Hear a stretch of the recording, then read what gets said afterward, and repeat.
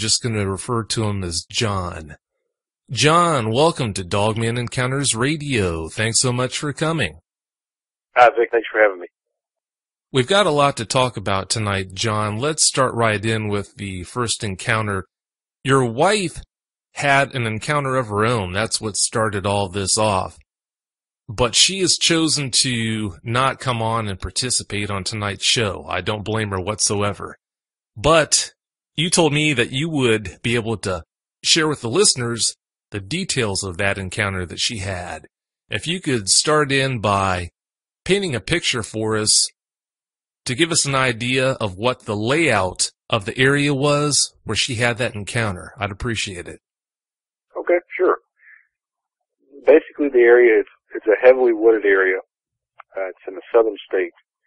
Where I'm from, there are several foothills. So this area is where my in-laws lived at the time of my wife's encounter. She was 16, is where she lived at. We also lived there later on, which I'll tell you about here in a few minutes. But the area is heavily wooded, foothills. It's where I like to say that civilization stops, pretty much, and the wilderness takes back over. It's just one way in and out to get from town to where it's at. It takes, a good 35, 40 minutes. And it's just a very wilderness-like area. In the summers, the undergrowth around the woods and stuff like that is very thick. It's like a jungle. You can't see 2 feet into it. All right, now that we've got a picture of what the area looked like, if you could set in telling us about the actual encounter that she had. Sure. She had her encounter in the driveway. The driveway is probably around 80 yards long from her front door to the roadway. And the driveway is where the roadway ends. So she got up early one morning to catch her bus, where she lives out so far away that she had to get up early. So this was between 5:30 and 6 o'clock in the morning. So she goes outside, but when she does, she locks the keys to the house behind her. And because her parents at the time, one of them worked third shift, the other one had to be to work real early, nobody was home. So she locks the keys behind her, and she steps out and starts on her way to catch her bus. There's a curve in the driveway, and near the curve is a utility pole that's got a security lamp on it. And then at the end of the driveway is another utility pole that has a security light. And as she's walking on the curb, just reaching it, she's smoking, which she's obviously not supposed to be doing. And there is movement, or sound, coming from her right, coming from a wooded hollow, and then the driveway is flat, and to the left of the driveway is a field. It's got a slight incline, and then there's woods. So she hears movement to her right, coming from the wooded hollow. And as she's walking, she sees it, or hears it, and she throws the cigarette down. Her immediate thought was, oh no, that's my dad. That's just the first rational thought that hit her mind. So she can hear it. It's like a labored breathing, like it's tired. It's been out walking around for a while, almost like it's making its way home. And as it steps into the driveway, she sees it for what it is. She sees it, clearly. She gets a full view of it. And at this point, she's only probably maybe 20 yards away from it. And when she sees it, she lets out a gasp. And it stops mid-stride and slowly looks at her. Turns its head to the left to look at her. And when it looks at her, she said they exchanged glances for about, she said it felt like forever, but in real life it's probably 10 or 15 seconds. But it just gave her a feeling of just dread, just like you are not supposed to see this. Don't tell anybody. And as strange as that sounds, that's what she said. And then just bounded from the driveway up that 4-foot incline, and in a few steps, it was in the woods. And she said she just stood there, frozen, listening to it run off down into the woods until she couldn't hear it no more. And at that point, she had no other option. The only thing she could do, and her only means of escape, was to run to the bus stop, which she did. And she said she ran faster than she'd ever run in her life. Once she got onto the bus, John, did she share the fact that she had had that encounter with anyone on the bus? Yes, she did. She told her bus driver that she had seen, the only thing that she could rationalize at that time was a bear. Now, where I live, we don't have bears. We really don't have any predators around here. We have coyotes. We don't have any large predators like bear or anything like that. We have deer, we have coyotes, turkeys, things like that. But there are no bear here. They may be introducing them now into my state, but at that time there were none around. I still don't think there's none around my area. But the bus driver, that's what she said. We don't have bear around here. You must have seen something else. So she gets to school, and we're dating at the time, and she tells me she saw a bear in her driveway. Where'd you do that? She gets to school, and she tells me that she saw a bear in the driveway. I told her, we don't have bears here. And she starts describing to me what it was. She describes it to be taller than her dad. Her dad's 6'4". She said it was well muscled, like a bodybuilder, but bigger. Really thick muscles in the chest, the arm, and even though it had hair on it, it was covered in either dark brown or black, round inch-length fur all over it, but you could still see the muscle definition underneath. That its legs were bent backwards, if you will, canine-like. She didn't see the feet. She was focused up higher.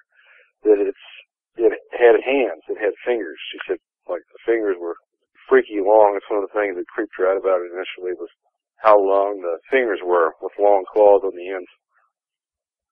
That the head was canine. Later on, after we talked about it, she said it looks just like a werewolf off a movie. But the head was canine, and that it had a snout on it. It wasn't a really long snout, but it wasn't a short snout either. It was somewhere in the middle. It had ears on top of its head that stuck straight up, like a German Shepherd's, and they had little tufts of hair on top. And that its eyes, when it looked at her, they reflected the security light behind her.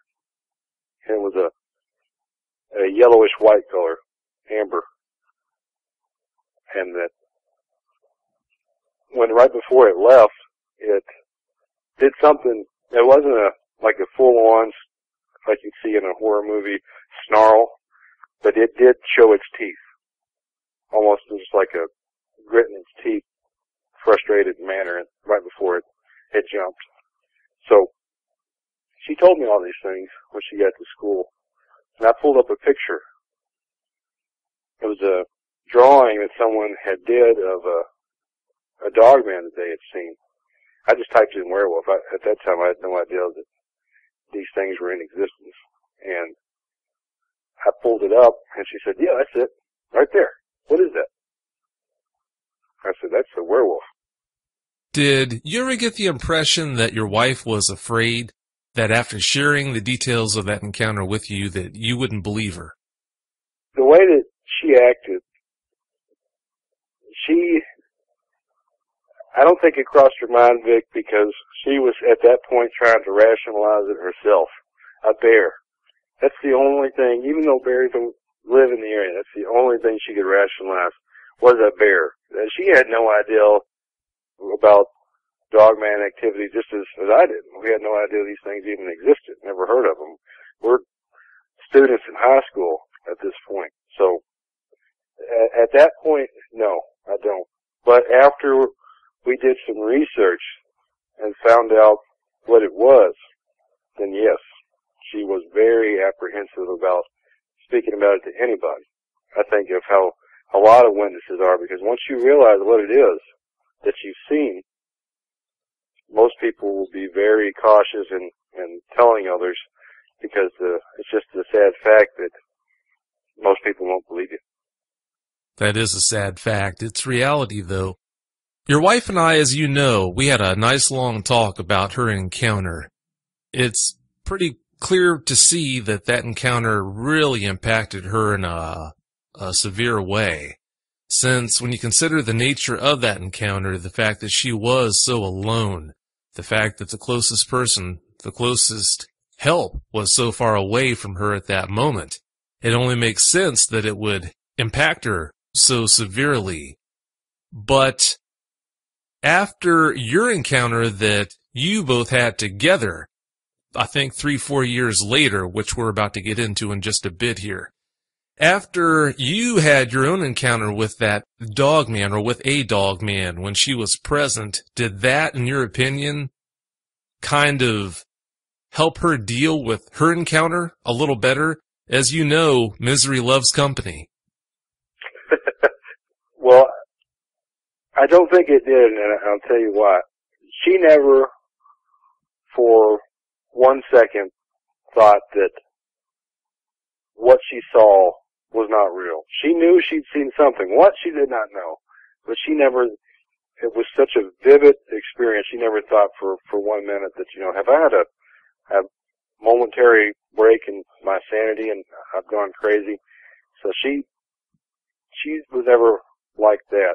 But I will tell you, when we saw it outside for the second time and she laid eyes on those eyes, or at least another set that looked like the one she saw back in her first encounter, that you could see that it shook her up pretty bad. And I should mention that anytime we talk about it, that it will just take her back to the place that she was in that driveway. You can see it, you can hear it, and it's just a visual change that's with her.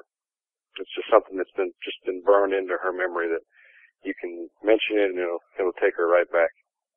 Oh yeah, I noticed that when I talked with her, she made that change. It was almost as if she was standing alone on that driveway again. It's a strange phenomenon, but with a lot of dogman encounter eyewitnesses, not only do they fight a battle with trying to get over the trauma of the encounters that they have, a lot of them also fight a battle trying to figure out if the effect that encounter had and is having on them is normal. There are a lot of people that see these things that not only ask questions about what dogmen are when we have our talks about their encounter, but they also, it's not uncommon for them to spend a lot of time asking questions about if they're taking a lot more time to get over that encounter than most of the other eyewitnesses that I talk with. So it's a double-edged, vicious sword. It's just so unfortunate. Let's move on to the second encounter that we wanted to cover tonight. Let's talk about the encounter that you had, John, where your wife came downstairs and she saw the dog man that you were laying eyes on. Fast forward a few years, well, we fell on hard times and we had to move back in with her parents. And this was just a few years later. So that put us right back in the area where she saw the first dog man. So me being back there and knowing what had went on there, I was extremely interested to know if it was still around. So I had that interest coupled with the fact that there was some weird stuff going on there. They had 42 cats that lived there. How did they get that number? When they moved into the property in the early 2000s, they brought some cats with them. And my mother-in-law kind of got a soft heart, so she would keep feeding these cats. Like the amount of cat food they went through was extraordinary. But cats would do what cats do and multiply, and other cats would come around, and that all leaded up to 42 cats being around here at one count at the start of the summer. They had like swarm you. There's everywhere. Most of them were feral cats, wild cats. You couldn't pet them or anything like that. So these cats would go missing in the night. You'd see them one day, and then they'd go missing. And an interesting point about it is a lot of times when the cats would venture near the woods, you could almost bet that that cat wouldn't be around much longer. And that was the case. So if they get close to the woods during the day and they get a habit of going close to the woods, chances are they'd go missing. And the number drifted down in one summer. It went down to 10. The start of the summer was 42. The count at the end was 10. So something was playing absolute havoc on these cats and taking them. But the weird thing about it was that there's no evidence of something getting them. There's no, when cats fight or something like that, or there's the fur flies, and it's true. There's cat hair that goes everywhere, but I couldn't find anything like that. I couldn't find any cat hair. I couldn't find any bones, any blood. There was no sounds. I stayed up late at night. There was never any sound of something getting these cats, but they was just getting taken in the night. So that was a red flag. A second red flag was that there was paths in the woods. I would go in and look around, and there would be paths that would just seemingly go off in the woods, and they'd go for a long time. Now, of course, we do have deer, as I mentioned earlier, so deer can make game trails and stuff like that. But what a deer cannot do is have tree branches that are broken off at my shoulder level and higher. Something was moving through and just breaking tree branches off, just to clear its path. And no one goes in those woods. So that's the second red flag. So I would go out at night a lot of times, and I would sit and listen, or I would walk around if I heard a disturbance in the woods. A lot of time you'd hear a footfall. And it wouldn't be something quiet, like, how a lot of times a deer in the woods, when it walks, it'll try to be quiet. You won't hear them stepping on many branches. But whatever this is, didn't really care. It's just walking through the woods, breaking branches, just like a person would do if they were walking through the woods and didn't mind being heard, just walking through the woods. So this would walk up, and you could almost set your watch by it. It would come up around 2 o'clock every night that summer. Every night it would come up. And there's a kennel of dogs in the backyard. They had 4 beagles that were chained up. And these dogs would just go crazy. And I mean, like something was hurting them. Just absolutely go nuts. And you could go out there and you could hear them. Whatever it was would walk up behind their kennel and then make a left, and walking in the woods, go back to where the yard wasn't anymore, and then just continue on in the woods. This would happen all the time. So I would go out and I would listen to it. I would try to go and take my flashlight and try to see what it was in the woods. And I never would. But if whatever it was would hear me outside, or hear me open the door, or hear me walk, it would usually stop. And it would take a few steps and it would stop. Or it would walk for a while and then turn around and go back the direction it came. So during this time, I would tell my wife that there's still something going on out here.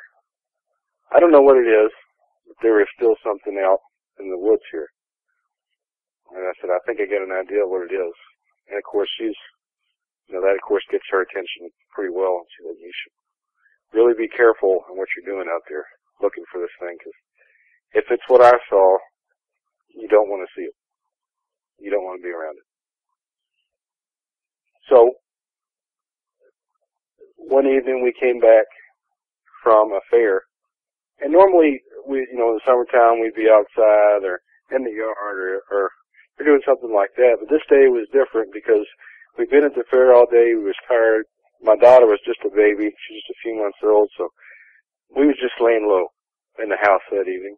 And around 10 or 11 o'clock, there is a big bang on the side of the house. And there's a cat that makes the noise that the cats make when they're, in an alarm, that screech the cats make. And it was startling because it just been real quiet, and all of a sudden there's this bang and there's this cat screaming. So at this point, after all the weird stuff that's been going on, I kept a flashlight and a pistol at the ready near the door so I could step out back or out front and just look. So I went up front and looked around, just out the front door, couldn't see anything. Rushed to the back door, sliding glass door, opened it up, turned on the back porch light, and just did a quick scan with the flashlight. And in the backyard is a tree stump. The tree stump's taller than I am by a couple of inches. And out there, above this tree stump, is these two eyes. These two yellowish-white eyes looking back at me. And when I saw it, I was just like, oh my God. Because I instantly thought about what she had seen in the driveway and what I suspect it was out there all along. So when I spotlighted it, it ducked. It was not a fast duck, but it was a slow, I'm going to sneak down behind this stump type of movement. And when it did that, it scared me, so I just instinctively took the flashlight and hit it real hard against the side of the house. And when I did that, the eyes came back up.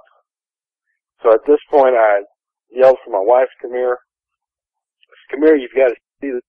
And she gets out to the back steps where we were standing, and she sees it, and she goes, oh my God.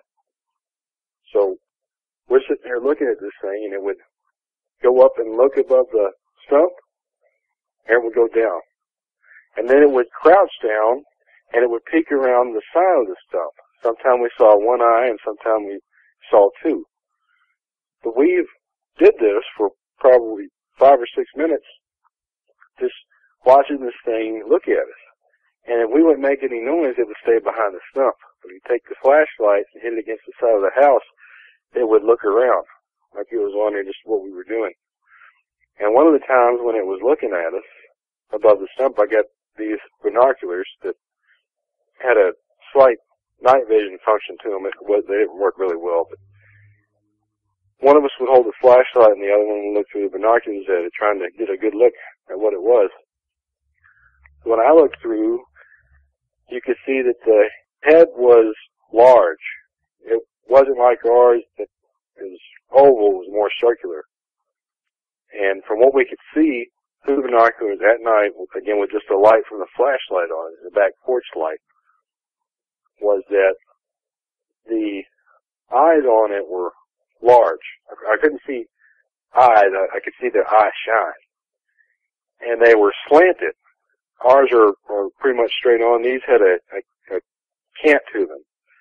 And I could see the top of the nose, whatever it was, most definitely did have a snout. So I could see the top of it, the bridge of the snout, and that's where the eyes went down and met. And of course, seeing that, I mean, just immediately, it creeped out. Yeah, I freaked out the entire time, but actually looking through binoculars and seeing it for what it is, and just everything put together, it's just us there. I have a .40 caliber pistol, and I've thought this whole time I'm going to shoot it. And after I looked through the binoculars, I really wanted to shoot it then because, well, I don't know, for me, that's just what I wanted to do. I saw it as a threat, and I wanted to get rid of the threat. But just as I was getting ready to shoot it, I actually was, putting pressure on the trigger, my wife was like, stop, don't do that. I was like, well, why not? She said, well, what if you make it mad? What if the .40 caliber round is not big enough to take this thing? He said, it's just us that's up here, and our daughter's inside. And so that thought was both scary and rational at the time, so we ended up just going back inside and securing the house, and that was it. Thank goodness that was it. I'm so glad your wife told you not to shoot it, especially with that .40 caliber pistol. She was right. More than likely, it would only just make it upset. And considering that you did have kids in the house, who knows what could have happened from there. We're going to keep John's identity anonymous on the show here, and consequently, I'm not going to reveal where he lives or where he was living at the time with his in-laws. All I can share with you on that is the area where that house is. If there's a Dogman Central, that's it. So that would explain why you had those two encounters in a fairly short period of time. Now, having said that, John, there's another incident that happened after that I want you to talk about involving the ranger. You were coming home from work that one night? Yes. Yes. So one thing I wanted to mention was before the stump incident took place, I would go in the woods. I mean, for miles, a mile or two in the woods, and I would follow paths, and I would look for signs, look for footprints, look for, again, those broken off tree branches, trying to find bedding or structures or anything I could to document this, whatever it was. And again, to primarily see if it was still in the area. And I was successful in getting a few prints. But after the stump incident happened, that was good enough for me. It was clearly still in the area, which, again, that freaked me out pretty bad, so I no longer went in the woods and until later. But for a long time, I did not venture in the woods until curiosity got the best of me again, and I took the risk of going back in the woods later, which I'll talk about in just a minute. But I worked at a job where I was armed, and my part-time job was close to my full-time job, so a lot of times I wouldn't change. I just go to my part-time job and stay in my uniform from my day job. So for a while I had this routine where I would come home. This was shortly after the stump incident, to where I would come home and get there around 12 or 12:30. And the driveway at that time, there was a chain that my in-laws had up. You had to pull up to the chain, take the chain off, pull through, and then put the chain back up.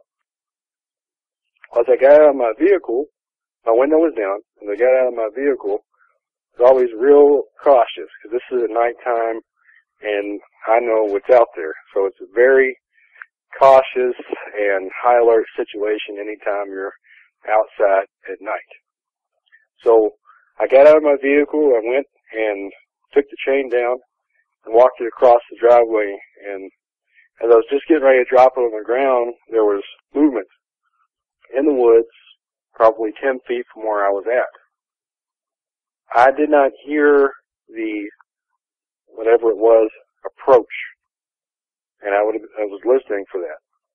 So what that means is whatever was there was standing there. It was standing there when I pulled up. It did not walk up on me. It was there, waiting. So immediately I drew down on the woods. I took my pistol out of its holster, and I hollered into the woods, "Hey, who's ever in the woods, I'm going to shoot." Of course, there was no answer. So standing there in my headlights, again, as I'm on high alert, I'm nervous. I don't know what's in the woods. I've got an idea of what it is. But I don't want to shoot, again, because rationality plays into it. What if it is a person? What if it's something? You should never shoot just blindly into the woods. But at that time, I got to tell you, I was certainly thinking about it. So I dropped the chain, and again, I was in my headlights. I could not see, so I just put my hand out on my truck, and I slid my body along the side of the truck, again, just keeping the pistol out on my side until I got to where I could jump in my vehicle and drive down to the house. And so when I did that, I got out and I ran inside, I grabbed my wife and had her come out to the driveway with me. I always like, as long as it was close to the door at least, so we could make a fast retreat if we had to, have her with me. At least there'd be two people that's seeing and hearing the same thing. 'Cause it's such an unbelievable thing that's going on. And whatever it was, that same type of footfall I was talking about, walked in the woods, but it didn't come out in the yard. It just walked the perimeter of the yard, in the woods, all the way around. Again, in summer, you just cannot see in the woods during summer. It's so lush with vegetation, you just can't see. And it walked around the yard, around back behind the dog kennel, where it always seemed to come from, and walked back down deep into the woods. But whatever was there, and I have a good idea what it was. I don't know for sure because I didn't see it, but I'm almost certain it was what was behind that stump was waiting for me. And I get the feeling, based on what I know now, because I was in the woods, and because I saw it just a few days prior to that, it was saying, well, you've been looking for me, and you've seen me. I'm looking for you. Here I am. When that encounter happened with whatever that was in the woods, at that moment, did you start to get the impression that maybe it was more than one dog man that was around your area, or it sounds to me like you had the impression that it was probably the same one that you and your wife had seen looking at you over the top of that stump that day that was still hanging around and checking you out? At that time, I thought it was still the same one. Now, I don't know. The day that you contacted me to tell me about everything that had happened on that property, you told me, if I remember correctly, that the day before you had snapped that picture of the footprint where you had gone deep into the woods looking for these things. Knowing now what you know, I'm sure chills just have to run up your spine knowing about the kind of danger you're putting yourself in by heading way back into the woods around there like that. Yes, absolutely. During the times, I just got out of the service, so some of the encounters happened before that 4-year time. And I've just returned and was doing some more researching in the area. But I just come across your show, Vic, and of course during that time it wasn't out yet, and up until just recently I didn't know it was in existence until I went online and was doing some more research and came across it. And I listened to other people and the experience that they've had with them after speaking with you and getting the knowledge of what these things are. Absolutely. It's a very, very scary thing looking back and realizing just how much danger that I was in. Because, yes, I was armed. I was armed with a rifle and armed with my .40 caliber. But from what we know about them and other people's experiences, that's not good enough. That's just probably going to anger them.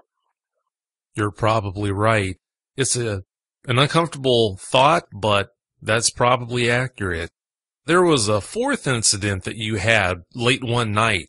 Please tell us about that. Yes, this one was the most scariest for me. This is after the tree stump incident, and this is after the driveway incident.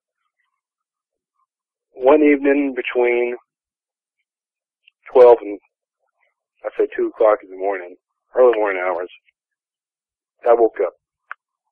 And I just had the strangest feeling of dread or danger. It's hard to explain, but something is not right. Something is wrong, and I just woke up in a state of alarm, which is, I don't think that ever happened to me before or since. But I looked. I didn't move. I stayed where I was at. I was laying in bed, and of course my wife was there, and my daughter was in the room, and I was in the bed on the window side, which the window was facing the backyard and close to the tree line. And I look up through the mini blinds, and I see a eye looking back in at me. And when I say I see the eye, I didn't see white. I just saw an iris, a dark color, almost like an orange iris looking back at me, looking down at me. And I'm telling you what, I was just in a state of absolute fear. I mean, I woke up scared, but seeing that, I mean, it was just absolutely terrifying. And all I could do was lay there. I was not so scared like you hear about people, they get into like almost a paralysis when they see something that's incredibly scary like that.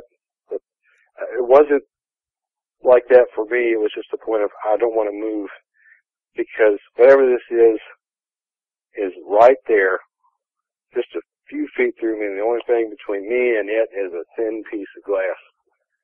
And I just didn't want to move, so I thought whatever it was would just come right on in. My pistol was on the dresser, just a few feet away. And I really thought about getting to that, but again, I was just too scared to get to it. I felt like if I got up, that it was coming in. That's just the feeling that I had. If I get up, it's going to come in after me. So I just laid there, I mean, for hours. I didn't move. I didn't look back at it. I just laid there. And then my wife woke up and said, "What are you doing?" I was like, "There's something at the window." And she said, "What?" I said, "There was something at the window and it was looking in at me." I said, "I've been laying here for hours." And that was pretty much it. Just a scary, scary experience. I'll tell you what, there's nothing creepier than the idea of laying in bed, which is supposed to be one of the safest places you can be, and finding out that one of those things is watching you. That's straight out of a nightmare. There have been quite a few other people that have reported that experience. They've been in bed and suddenly come to the realization that one of these things was looking in the window at them. I can't even imagine what that would be like. Not good. I want to go back here and touch on some things you've said during the show tonight here, John.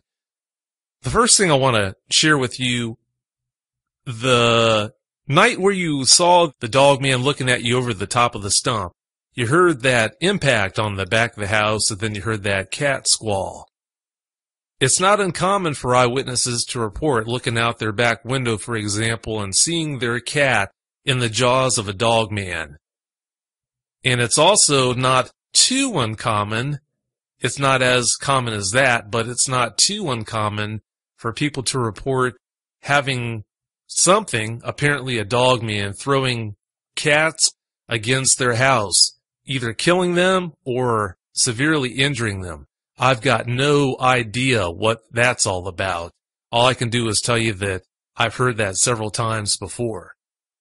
It's interesting you say that, because for the longest time I've wondered what the noise was. Was it slapping the side of the house, or what exactly was the noise? So that would fit, that it was throwing the cat up against the side of the house. Maybe that is what it was doing.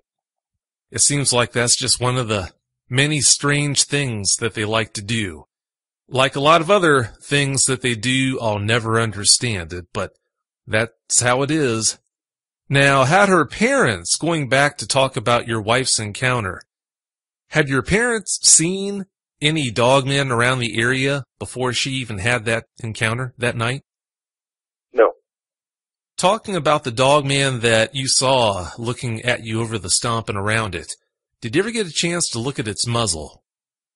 The only thing that I could see, I couldn't see it just looking out back because it was too dark and too far, but looking through the binoculars over the stump, I could see the bridge of its nose. I saw its muzzle. I didn't see the whole thing, I only saw the top. But you could see where it started and where it terminated, and you could see where the eyes met the bridge of the nose. And, of course, the backdrop of its large circular head. I did see that. Now, moving forward, I want to talk about the encounter, the situation where you were in bed and you saw it looking at you through the window. You mentioned that its eyes looked orangish. Amber is the most common color that people say that they see. So that just falls right in line with what I'd expect to hear. So people do report seeing red eyes. People report seeing them with black eyes, but like I said, amber's, for whatever reason, the most common. Moving forward, I understand you've got some questions that you'd like to ask about dogmen. Yeah, Vic, I do. I've got a few of them for you. The first one is, you mentioned a window before of people seeing the dogmen at their windows. And I've heard stories of them actually knocking or tapping, or you might even touch on your shoulder, just for people to go and investigate what the noise was and throw open the curtains and see one standing there. It seems like they might enjoy scaring people. Do you think that's so? Oh, I've got no doubts about that. They seem to go so far out of their way to scare people. I never will understand it. They'll put themselves in a position just like the one you just mentioned, where they'll scratch on a window, or I know of them scratching on screens, doing something like that to get someone to come over to the window and part the drapes, and there they are standing, baring their teeth. But anyway, they do seem to really enjoy scaring people within an inch of their life. That's scary stuff. Okay, Vic, my second question for you is, these things munched on 32 cats there. What do you think is the reason why they enjoy eating cats so much? I think they would have to be opportunists. If something makes itself available for them to eat, like a cat, then I'm sure they're going to take that opportunity. Since we are talking about wild animals here, that's what I would expect. How they are seemingly so easily able to catch cats, which they seem to do without any trouble, I really don't know what's behind that. I do know, even though they are called dog men, and when you hear the word dog, you don't think of something that can climb. For whatever reason, these things seem to be able to climb well. They do seem to spend time up in trees. The most recent eyewitness to tell me about seeing one up in a tree, he saw a dog man jump out of a tree about, I think, 80 feet from him. And he said it was about 400 to 500 pounds. And it was so heavy, he said that he could actually feel the impact through the ground when it hit. And after it hit, luckily it ran off and left the area. But maybe as far as the whole cat topic goes, they'll lie in wait up in a tree, and when a cat goes by underneath, unsuspecting, that dog man jumps down and dispatches the cat. Since they do seem to be ambush hunters, maybe it's also there are certain circumstances where they're lying in wait behind a tree or something, and a cat comes walking by and gets snatched up. No one's going to be able to answer that question with 100% certainty, but that's just my best guess on the whole cat thing. Okay, my last question for you is, these things their appearance is incredibly frightening to everybody that sees one. I know you've gotten so many reports on them. What is the most scariest thing about them that you get? The top, out of all the things that are scary about them, what's the scariest thing about them that you've gotten? The feature that seems to shake people up the most is how scary their eyes are. That's what they can't shake, is the image of those eyes. So without a doubt, that's what it would be. I've got a question for you before we close the show out. Everybody's going to react differently to an encounter with a dog man. That's a given there. But most eyewitnesses seem to want to avoid the topic. They want to think about dogmen as little as possible. They especially don't want to go out looking for dogmen. After you had your encounter, John, why is it that you decided to go out and look for them to try and find out more about them? I know also that you spent quite a bit of time trying to research dogmen online and just get any information any other way that you could. Why is that? Because it is just an incredibly interesting subject. Now, had I not seen one, I wouldn't have found it nearly as interesting. I wouldn't have believed it. I have to be honest with you. If I had not seen one and would hear this very show we're doing right now, there's a good chance that I would not believe it. I'd be skeptical. I actually had the Bigfoot investigators come out. One thing I want to mention about the Bigfoot researchers is when they came to the house, and they're both extremely nice people, but when they came and did their investigations, we would have to repeat or recant our stories to them a couple of times. And they were not on board with the whole idea of a dog man or a canine type cryptid running around out there.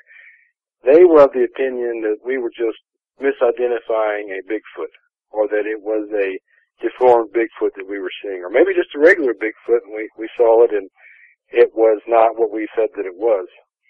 But that was not the case. We know what we saw. It was not a Bigfoot. So if you people are out there and you have investigators that come up, Bigfoot investigators, and they don't think that what you're telling them is correct, just know that they are out there, and I think as time goes on, more and more dogman researchers are going to be coming online. But it's an incredibly frustrating experience to have people come up that are trained to look for one animal that is supposedly not in existence, and you're telling them about this thing that is running around on your land, where your family's at, and they don't believe you. You know, that's something I will never understand, John. There are so many people out there that buy into the Bigfoot phenomenon hook, line, and sinker, and we're talking about people that haven't even seen a Bigfoot. But if you mention Dogman to them, they put their nose up in the air. They don't even want to hear anything about it, as if it's just an impossibility. That's something I will never understand at all. If it's of any comfort, I do know the Bigfoot researcher that heads that group that stopped by your house that day. And I can tell you, without a doubt, he buys into the Dogman phenomenon wholeheartedly now. He has no doubts that dogmen are out there. I'm glad that he now believes in them, and so when other reports come into his agency that, he can help out those people that have them, but also for his safety. A lot of people go out into the woods looking for Sasquatch, but as other guests on your show have mentioned, sometimes they find something else out there. That's right. They find something out there that is even worse to run into than a Sasquatch. In closing, John, do you have any comments you'd like to make? Yes, Vic, I do. The innocence of the woods is gone. I know that these things are out there now, and I want to be able to document as best I can and find whatever I could. At least that was, I suppose, that was the case before I found out everything that I had. I'm absolutely apprehensive about going in the woods now. But prior to that, my reasoning was just trying to document. Look at these footprints that I found, or what is causing this path. This thing is out here. People need to know that these animals, or whatever they are out there. And I am not so sure that if you put yourself in the wrong place at the wrong time, and these things decide that, hey, I'm going to eat you, that you're going to make it out. Because if you put yourself in the wrong place at the wrong time, there's virtually nothing you can do to stop these things. They're just too much for anybody to handle. Like I mentioned earlier, I did not know the information that Vic has put out, and that the other people have come on his show have put out. I did things that were careless. I thought that by taking my pistol or the rifle into the woods that I was adequately protected. From what I've learned, and from talking to Vic and people that he has spoken with, is that is an extremely dangerous and hazardous thing to do. And I would put myself, 2 miles into the woods where I very easily could have been attacked or injured. I just say this, I would stay out of the woods if you know the dogmen are in the area. If you have to put yourself in the woods anywhere, be extremely cautious and have your head on the swivel. But the biggest advice I can give to you all, and it's just like other people have mentioned, is if there is a dogman in your area, or even suspected, do not go looking for it, because you might go into the woods one day and just never come out. It'll just be another missing person case. Thanks for those good words, John. Thanks for your time. Thanks so much for coming on the show. I really do appreciate it. It's been my pleasure, Vic. Thank you again for having me. Don't be a stranger, okay? I won't. Well, have a great night. Thank you. You too. Thanks.